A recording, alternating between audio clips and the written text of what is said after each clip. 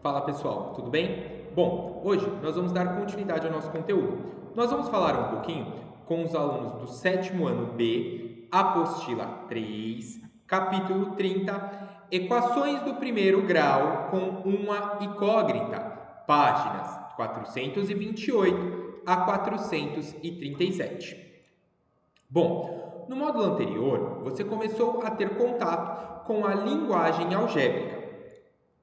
Agora, conhecerá uma importante ferramenta da álgebra, a qual trabalhará com muita frequência na resolução de problemas em todos os campos da matemática: o estudo das equações. A linguagem algébrica, tal como usamos atualmente, é bastante recente na história da matemática. Por volta do século XVII, no entanto, sabe-se que, desde a antiguidade, os egípcios resolviam problemas por meio de equações. Indícios disso foram encontrados no Papiro de Hint, de 1650 a.C., que traz uma série de problemas. Veja um deles. Bom, então ali nós temos uma imagem, né? E nessa imagem a gente tem a informação. Arra, seu total e sua sétima parte resulta em 19. Bom, então tem aqui o papiro, ok?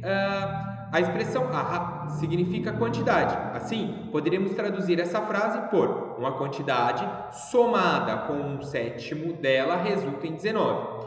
A qual escrita na linguagem algébrica atual seria x mais um sétimo de x é igual a 19. Observe que essa sentença é uma igualdade que tem um elemento desconhecido a ser calculado e é chamada de equação. A equação é toda sentença matemática representada por uma igualdade na qual aparece uma ou mais letras denominadas incógnitas. O sinal igual separa a equação em dois membros. O primeiro membro à esquerda do sinal da igualdade e o segundo membro à direita do sinal de igualdade. O assunto deste módulo será como resolver equações desse tipo. Cálculo de números desconhecidos. No sexto ano, você resolveu vários problemas nos quais o objetivo era descobrir um número desconhecido, a partir de algumas informações dadas. Vamos retomar algumas dessas situações para iniciarmos nosso estudo sobre equações. Bom, pense em um número. Pensei em um número, somei 7 a ele e obtive 13. Em que números pensei? Bom, como você procede para descobrir esse número? Então, um número somado a 7 dá 13. Então, 13 menos 7, 6. Bom, vamos agora chamar este número desconhecido de n. Escreva uma equação que traduza a situação acima, ou seja, n mais 7 é igual a 13. Bom, para determinar o valor de n nessa equação, você procederia da mesma forma que no item A? Bom, óbvio que a gente espera que vocês digam que sim. Por quê? Se eu subtraísse 13 menos 7, eu vou encontrar o 6 aqui, ok? Bom, pensei em um número, subtraí 13 e obtive 16. Em que número pensei? Bom, chamando esse número desconhecido de z, escreva uma equação que traduz a situação dada. Então, z menos 13 vai ser igual a 16. Determine o valor de z, registre o raciocínio utilizado. Bom, olha lá, aqui estava menos 13. Ele vai passar aqui para o outro lado como mais 13. Então, z é igual a 16 mais 13. Pois, na operação de subtração, a soma do resto com o subtraindo é igual ao minuendo. Então, meu z vai ser igual a 29, ok? Bom, o número pensado foi 29. 3. Paula pensou em um número, multiplicou por 3 e obteve menos 21. Em que número Paula pensou? Bom, chamando esse número desconhecido de P, escreva uma equação que traduz a situação dada. Bom, então vamos entender. Multiplicou por 3. Então, eu tenho um número que é multiplicado por 3, eu não sei quem é esse número, ou seja, 3 vezes P é igual a menos 21. Determine o valor de P, registre o raciocínio utilizado. Bom, o 3 estava aqui multiplicando, eu passei ele por outro lado dividindo. Menos 21 dividido por 3 vai ser igual a menos 7. Paula pensou no número menos 7. Frederico pensou em um número e o multiplicou por 2. Do resultado, subtraiu 7 e obteve 15. Em que número Frederico pensou? A. Chamando esse número desconhecido de g, escreva uma equação que traduz a situação dada. Então, 2 vezes g menos 7 é igual a 15. Reparem, aqui estava menos 7, ele passa pro outro lado. Bom, já vou mostrar uma regrinha para vocês. Então, todas as vezes que o número passa do sinal de igualdade, ele inverte o sinal. Então, ele vai para uma operação inversa. Aqui não estava menos 7, ele passa para esse lado como mais 7. Ok? Então, ó, 15 mais 7. 15 mais 7, 22. O 2 não estava multiplicando g? Ele passa para o outro lado, dividindo. Então, g é igual a 22 dividido por 2, que é igual a 11. Frederico pensou no número 11.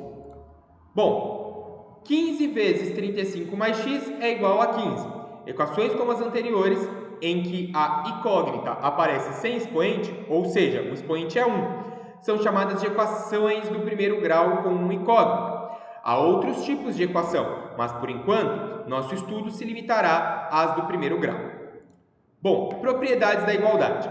Vamos aprender um procedimento que permite calcular o valor da incógnita de uma equação, explorando algumas propriedades da igualdade, dado que a equação nada mais é do que uma igualdade.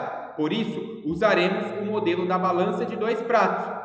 Alguma vez já viu uma balança de 2 pratos? Nesse tipo de balança, há equilíbrio quando os pesos contidos nos 2 pratos são iguais. Ou seja, os pesos que eu tenho nesse prato e nesse prato, eles são iguais, então há um equilíbrio na balança.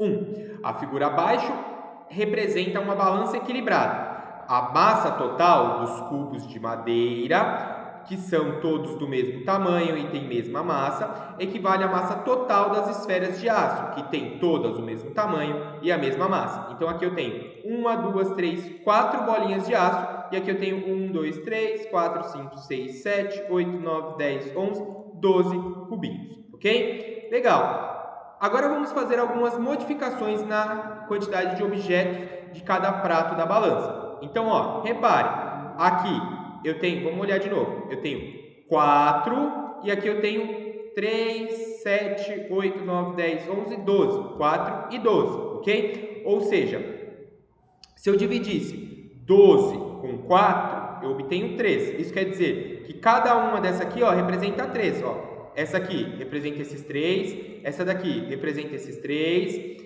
essa daqui representaria esses 3 e essa última, esses outros 3. Legal. Então, ó, duas esferas representam o quê? 6 cubinhos. É o que nós temos aqui, ó. Duas esferas, 6 cubos. Segunda modificação. 3 cubos representaria quem? Uma única esfera. Ok? A terceira modificação, vamos olhar, eu tenho 8 esferas, 8 vezes 3, 24 cubinhos. Então, nós temos 24 cubinhos aqui. D. Complete a tabela a seguir, representando as situações A, B e C algebricamente. Considere as operações realizadas em cada prato, sempre em relação à situação inicial. E utilize as letras E e C para indicar esferas e cubos, respectivamente. Bom, então, observem aqui, situação dada. Primeiro prato, 4 vezes E. Segundo prato, 12 vezes C. Operação realizada, nenhum. Primeira modificação, 2 vezes E, 6 vezes C. Reduz a metade o número de objetos em cada prato. Segunda modificação, 1 vezes E, 3 vezes C. Reduz a quarta parte o número de objetos em cada prato. Terceira modificação, 8 vezes E, 24 vezes C. Duplicou-se a quantidade de objetos em cada prato. Bom, o exercício 2. Considere que cada esfera tem massa de 30 gramas e cada cubo de 10 gramas. A. Transforme os dados da tabela do item anterior em igualdades numéricas. Na coluna representação algébrica da tabela a seguir, complete as igualdades de acordo com as respostas da tabela anterior. Então, a situação dada. 4 vezes E é igual a 12 vezes C, então seria 4 vezes 30 igual a 12 vezes 10. 120 igual a 120. Primeira modificação. 2 vezes E igual a 6 vezes C, 2 vezes 30 é igual a 6 vezes 10. 60 igual a 60. Segunda modificação, 1 vezes Z é igual a 3 vezes C. 1 vezes 30 é igual a 3 vezes 10, ou seja, 30 igual a 30. Na terceira modificação, 8 vezes Z é igual a 24 vezes C. 8 vezes 30 igual a 24 vezes 10. 240 igual a 240. B. Observe os valores da coluna representação numérica. Considerando a igualdade inicial, que transformações foram realizadas? Na primeira modificação, reduziu-se a metade, ou dividiu por 2, ou multiplicou por meio. Na segunda modificação, reduziu-se a 1/4, ou dividiu por 4, ou multiplicou por 1/4. Na terceira modificação, dobrou ou multiplicou por 2. 3. Os procedimentos aplicados na balança de 2 pratos podem ser aplicados em igualdades. Considere a igualdade 3 mais 5 igual a 8. Efetue as operações indicadas a seguir e coloque S, sim, entre os parênteses se a igualdade se mantiver. E a letra N, não, se a igualdade não se mantiver. Bom, na A, somar 2 ao primeiro membro da igualdade. N. B. Somar 2 ao segundo membro da igualdade. N. Somar 2 aos dois membros da igualdade. S. D. Subtrair 3 do primeiro membro da igualdade. N. Letra E. Subtrair 3 do segundo membro da igualdade.